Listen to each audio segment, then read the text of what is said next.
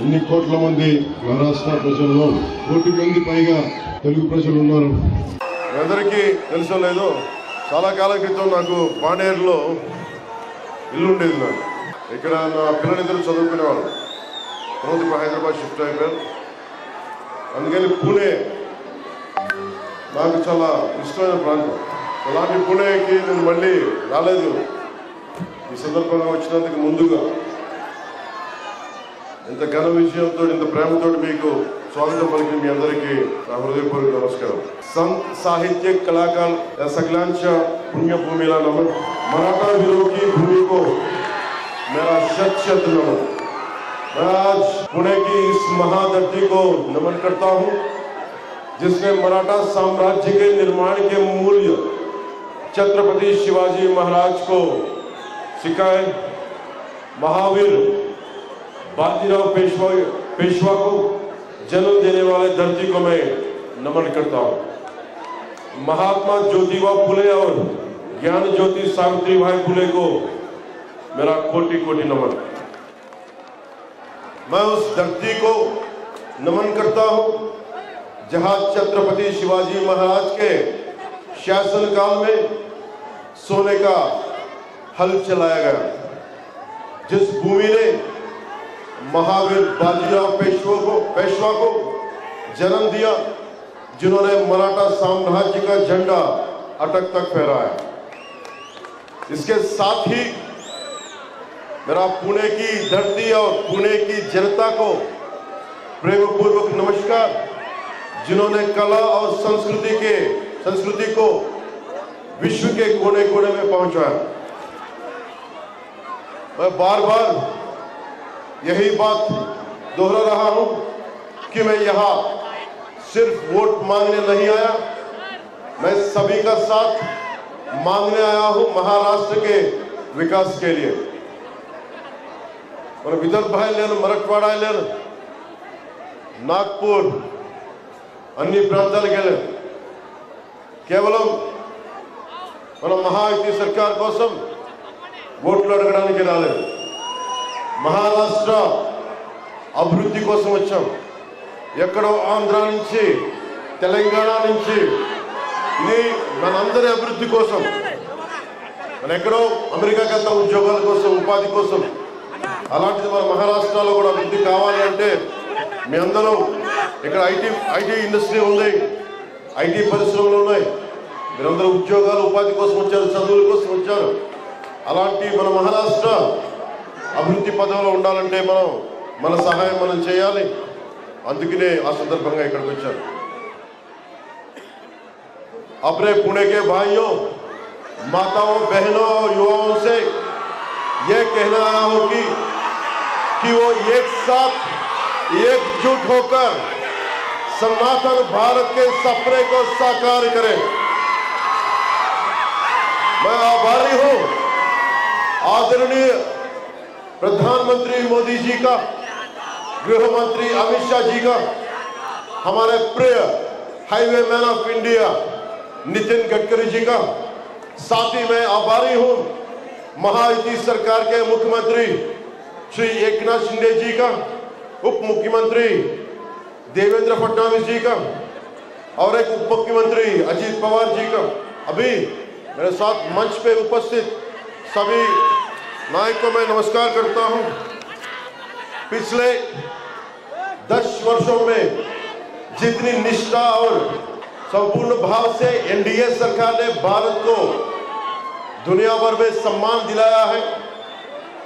गत 10 సంవత్సరాలుగా భారతదేశం నరేంద్ర మోదీ గారి నాయకత్వంలో ఎన్డీఏ నాయకత్వంలో ఎంత కష్టపడింది, ఎంత గొప్ప అద్భుతం సాధించింది మీ అందరికీ తెలుసు.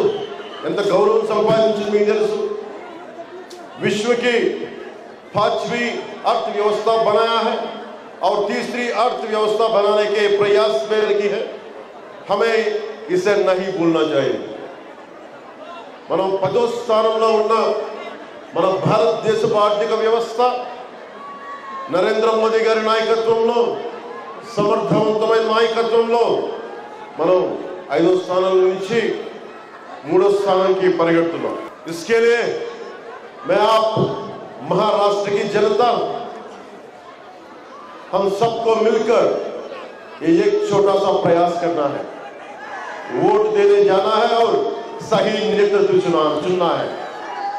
అందుకనే ముఖ్యంగా మన తెలుగు ప్రజలకి,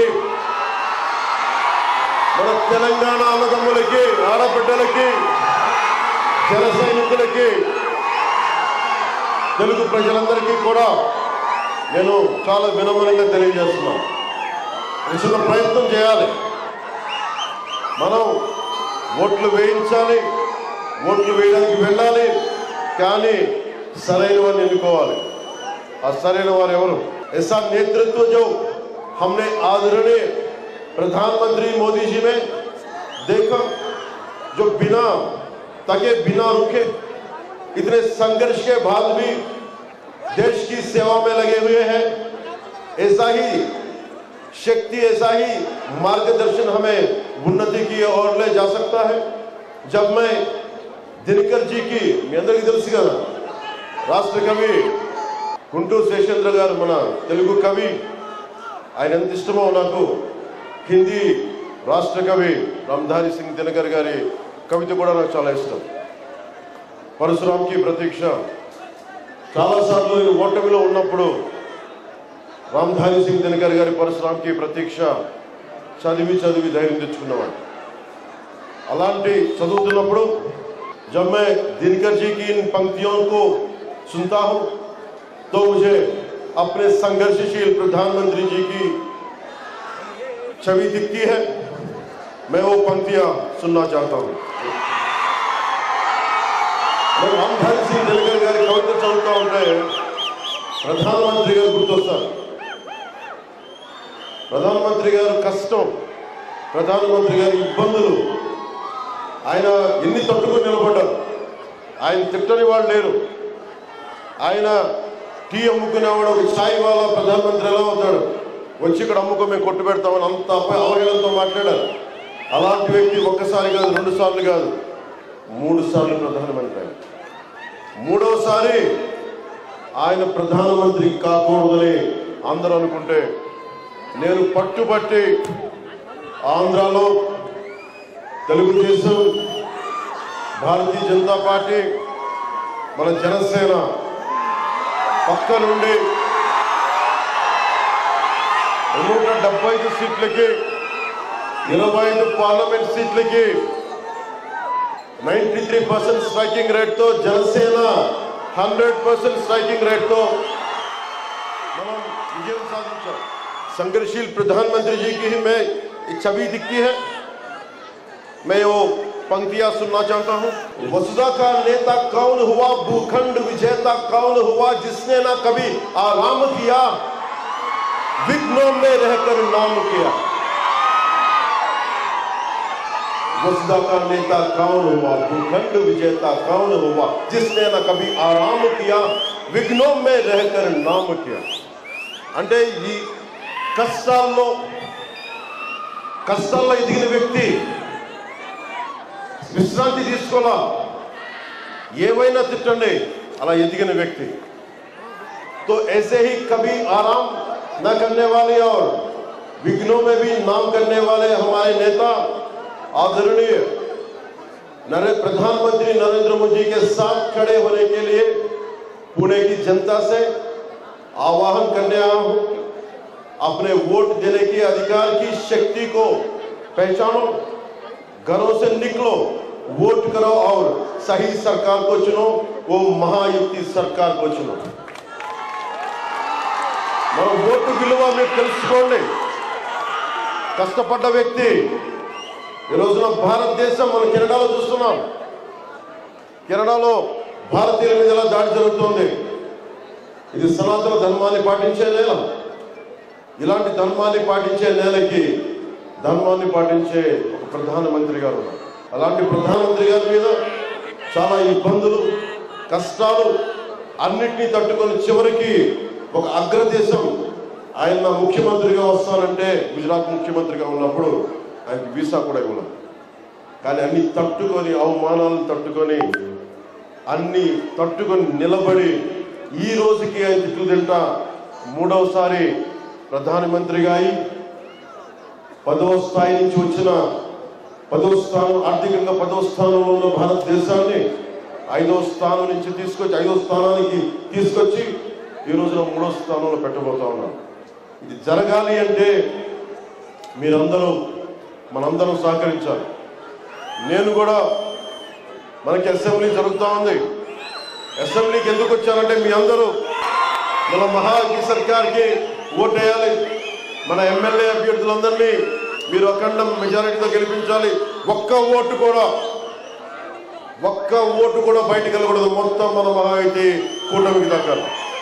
ఒక్కసారి ఈ 10 సంవత్సరాలు మనం 2014 నుంచి ఇప్పటిదాకా ఒకసారి వెనక్కి చూసుకుంటే భారతదేశం ఎలా అభివృద్ధి అయిందో మనకు తెలుస్తుంది.